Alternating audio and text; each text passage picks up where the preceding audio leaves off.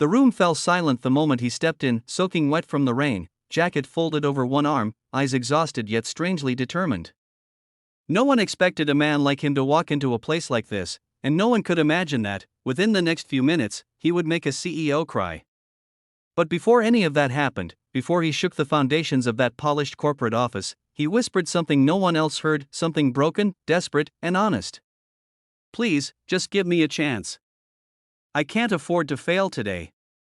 And that was the moment everything changed. He hadn't planned to start his day begging. He hadn't planned for his bus to break down, or for the rain to turn his only iron shirt into a wrinkled mess. But life rarely listened to plans. Not when you were a single father trying to hold everything together with nothing more than hope, a thinning wallet, and the stubborn belief that tomorrow could be better. His name was Zarif, and today was supposed to be different. Today was an interview he had waited 2 months for, an interview that could pay for his daughter's school fees, for medicine, for rent, for the kind of stability he hadn't tasted in years. But the universe had other ideas. The lobby was bright and too clean, the kind of clean that made him feel like every step he took was a mistake. People in suits walked past him, judging silently with the type of glance that said, "You don't belong here." He kept reminding himself that he had no time to feel small. Not when his daughter was at home, waiting for him to return with good news.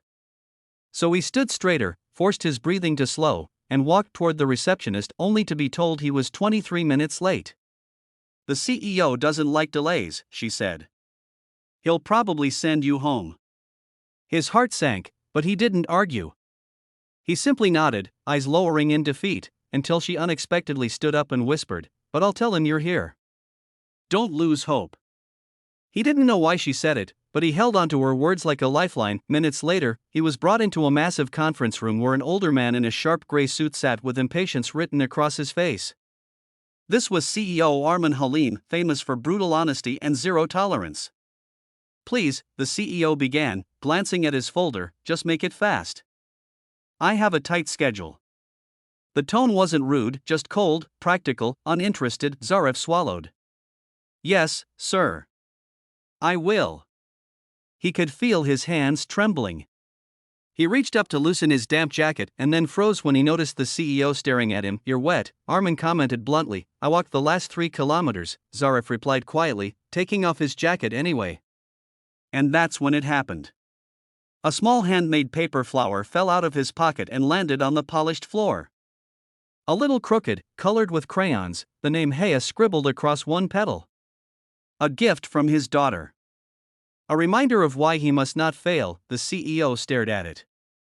Something in his expression shifted. Zarif bent quickly, picked it up, and whispered, "My daughter made it to wish me luck." He didn't mean to say it out loud. But once the words slipped, so did everything else, the months of struggle, the sleepless nights, the sacrifices.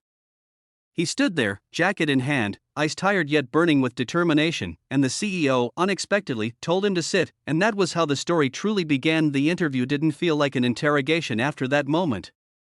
Instead, it became a quiet exchange between two men who had seen different worlds but shared a similar ache. When Arman asked why he wanted the job, Zarif didn't give the usual rehearsed lines. He spoke plainly, voice trembling yet honest. "Because I'm all she has," he said. "And she's all I have left." He explained how his wife passed away, how the bills buried him, how every small problem now felt enormous because he no longer had someone to share the weight with. "I'm trying," he said. "Every day, I'm trying." Arman listened without interrupting. The man known for being ruthless felt something tug at him, a memory, a wound. When he finally spoke, his voice was low. "My wife died 10 years ago," he said, surprising even himself. "I raised my son alone. So, I understand more than you think." A moment of silence settled like a fragile bridge between them. "I didn't bring you here out of pity," Arman said after a pause. "But I see something in you. A fire I've seen only in people who have nothing left to lose except the future they're fighting for." Zarif blinked back tears. No one had ever spoken to him like that. Not in years, but the CEO wasn't done. "I'm not giving you a job," he said. Zarif's breath stopped. His chest tightened. "I'm giving you a chance. A training period. No promises. You'll have to prove yourself. It wasn't what he expected. It wasn't the miracle he was hoping for. But it was something, and something meant hope. He bowed his head. Thank you, sir. You won't regret it. Armand nodded.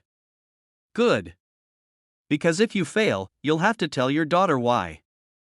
It was stern, but strangely encouraging. Zarif left the office with a trembling heart but a lighter soul, gripping the paper flower like it was a key to a new life. He didn't know then that this chance would lead to challenges far greater than he imagined.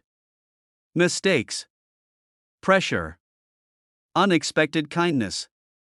And a final test that would either break him, or prove that even the most ordinary man can rise when someone believes in him.